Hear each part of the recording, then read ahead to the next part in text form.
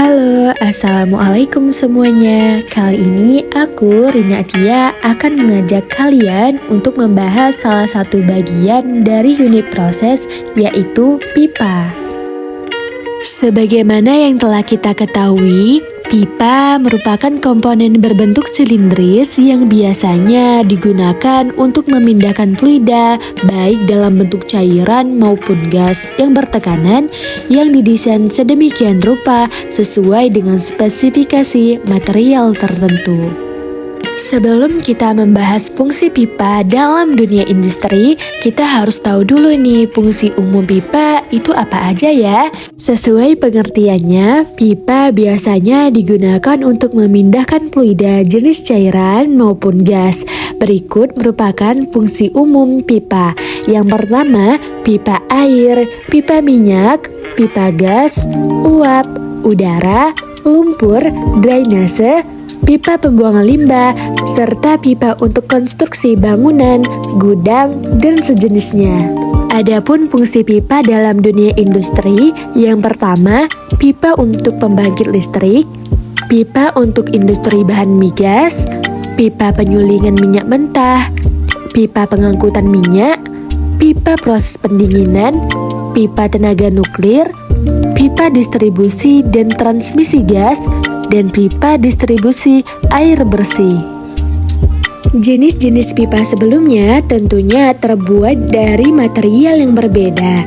Contoh material pipa yaitu kaca, plastik, aluminium, baja karbon, hingga duplex. Adapun pemilihan jenis pipa disesuaikan dengan sistem perpipaan, yaitu pipa tersebut mau digunakan untuk apa dan jenis liquid, cair atau gas.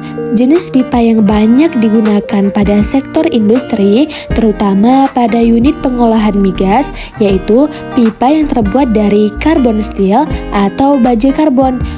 Hal ini disebabkan karena pipa baja karbon lebih tahan panas, yaitu tahan pada suhu yang tinggi dan tahan tekanan yang tinggi. Pipa tidak bisa bekerja sendiri. Adapun komponen-komponen yang membantu pipa dalam fungsinya yaitu: pertama, ada flanges, merupakan alat penggabung antar pipa ke komponen lain.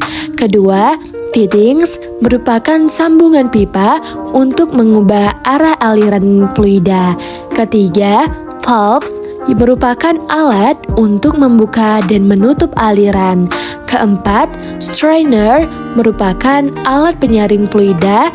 Dan kelima, boultings atau perbautan, terdiri dari gasket, mur, dan baut. Klasifikasi pipa industri terbagi menjadi 3. Yang pertama, pipa tanpa sambungan atau seamless steel pipe. Pipa jenis ini merupakan pipa yang terbentuk dari silinder spejal yang kemudian dibor bagian tengahnya, sedangkan bagian luarnya dilakukan pengerolan.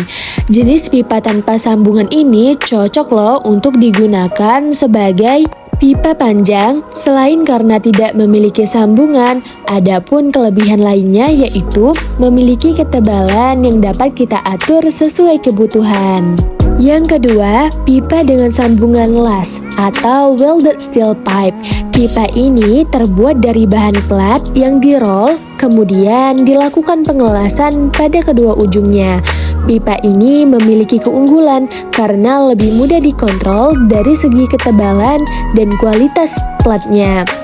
Namun, jika dibandingkan dengan pipa tanpa sambungan, tentunya pipa tanpa sambungan lebih baik digunakan karena pipa dengan sambungan ini rentan terjadi kebocoran di bagian sambungannya.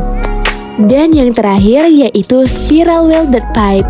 Pipa jenis ini merupakan pipa yang berasal dari strip baja yang dibentuk menjadi spiral, kemudian disambung dengan cara pengelasan sehingga berbentuk pipa. Dalam dunia industri, pipa disimbolkan sebagai garis lurus. Berikut merupakan beberapa simbol sambungan pada pipa. Sekian video kali ini, semoga bermanfaat dan jangan lupa di-share ke yang lain.